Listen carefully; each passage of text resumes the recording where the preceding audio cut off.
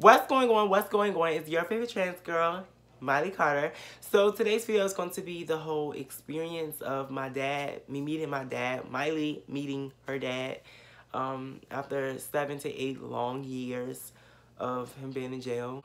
A hell of an experience. I'm sure you guys really want to know. So bitch, I'm here to tell you. But before you do that, I want you guys to follow me on my Instagram and on my Twitter at Miley Carterr. Do that right now, then come back to this video. Welcome to Miley Carterr's world, your favorite girl on YouTube. Are you ready to be entertained? And before we even get started on the video, I just want to talk to you guys about this hair. Longqi hair company is sponsoring this video, and let's just talk about this hair. So I had this hair for quite a few months, and I've took her through, you know, the chlorine, and bitch, she is my work wig, baby. And she's 30 inches.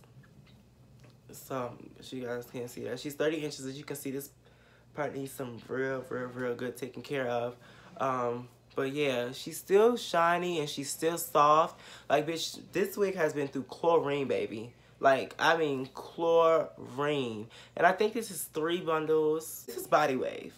It still curls up. It still holds a curl. I put these lazy curls in yesterday, and they're still there. So the hair definitely holds up very well.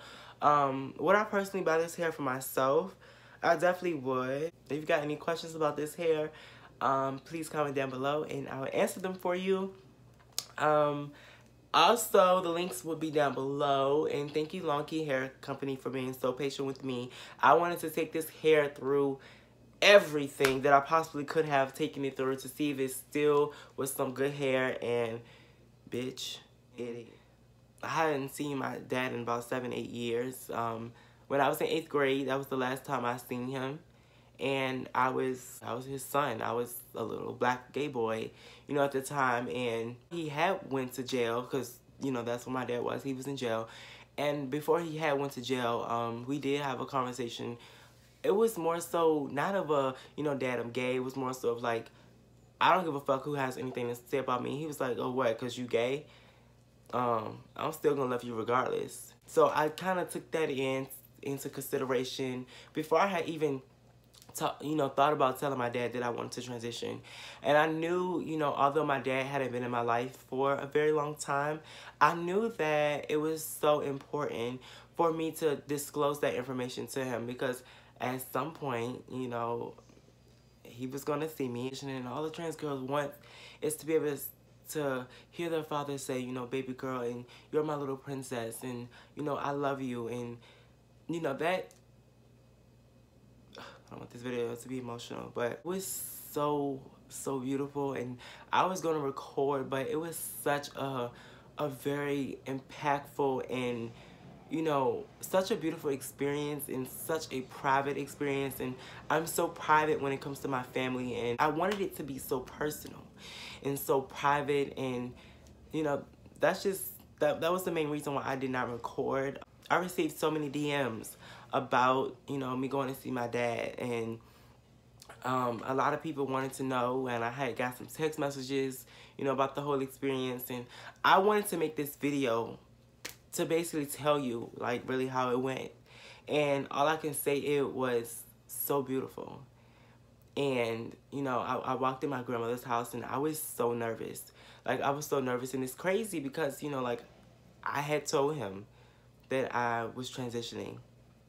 I had told him, you know, when he was in jail, I told him like a few years ago. I told him, and for me, I was so confused mentally, because I was in my mind, you know, I have this man who's my father, and he's saying he, you know, loves me, and he still supports me.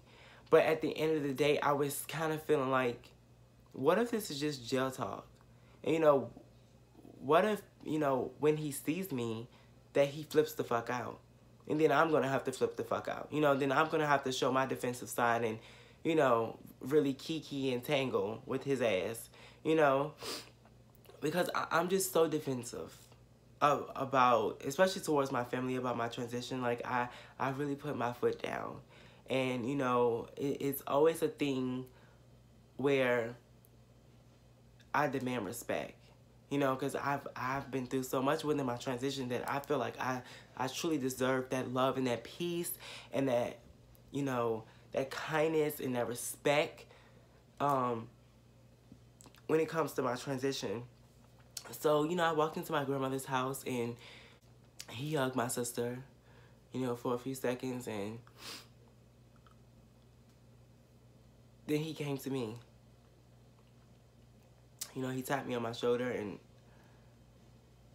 I think I gave my grandmother a hug first, and then I went to him, and, you know, he hugged me so tight, and he just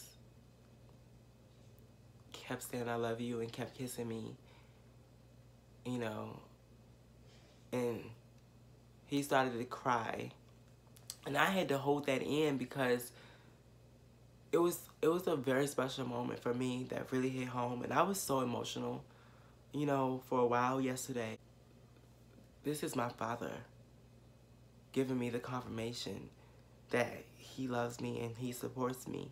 What routes I took in my life, and then I was kind of feeling so puzzled, you know, after I left, because I felt like I still need closure, and I feel like I need that conversation. I need that grand conversation of, you know, you missed so many years, so many important years in my life, and I was mentally feeling fucked up. You know, yes, he said he supported me. Yes, he loves me, you know, but then it's just like, well, damn, like, it was a feeling of resentment. Like, I was feeling, it was so crazy because, like, I was feeling emotional because, you know, I definitely had missed him, and, you know, I love my dad, you know, but bitch, I was feeling so resentful, and I was feeling like I needed my father at those pivotal moments in my life, you know, and when I was down for suicide, and, you know, when I wanted to kill myself, and when I was going through those things with my mom, and I didn't have that second parent to run to. In those 7 years, like, I didn't talk to a lot of my family, you know, so over the last few years, like, I just started really going back, you know, to talking to my family and really being eloped with my family. You know, they fucked me up.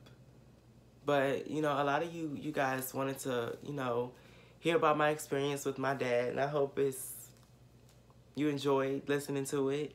But yeah, those are really more so of my thoughts. But it was a very beautiful experience, and I hung out with my dad's side of the family for a while. But yeah, it was a very, very, very, very beautiful experience. And I low-key wish I had recorded it, because it was so beautiful. So beautiful. And I didn't want to cry on this video, so I'm sucking it all in, bitch. I just really love you guys so, so, so very much. So much. Comment, share, subscribe, and follow me on all social media at Miley Carterr. Bye.